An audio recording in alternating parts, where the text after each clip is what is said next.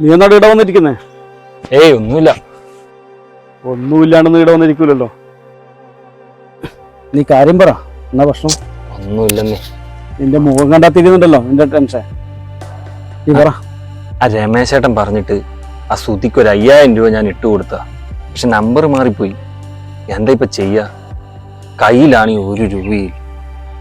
നീ ഒരു കാര്യം ചെയ്യ്, ആ നമ്പറിലേക്ക് തിരിച്ചു വിളിച്ചിട്ടേ പൈസ ഒന്ന് റിട്ടേൺ ആക്കാൻ പറ. ആ നമ്പറിൽ ഞാൻ വിളിച്ചു, പക്ഷെ ഏതൊരു പെണ്ണ് എടുത്തേ. ശ്രുതി എന്നാണ്ട പേര്.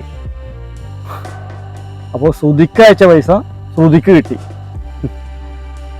അല്ല? എന്നിട്ട് അവളെന്താ പറഞ്ഞേ? അവള് പറയുന്നത് സ്നേഹത്തോടെ ഒരു 5000 രൂപ ആദ്യമായിട്ട് കിട്ടുന്ന പോലും ആ സ്നേഹമാണെങ്കിൽ ആർക്കും വിട്ടുകൊടുക്കൂല എന്ന് തന്നെയാ പറയുന്നത്.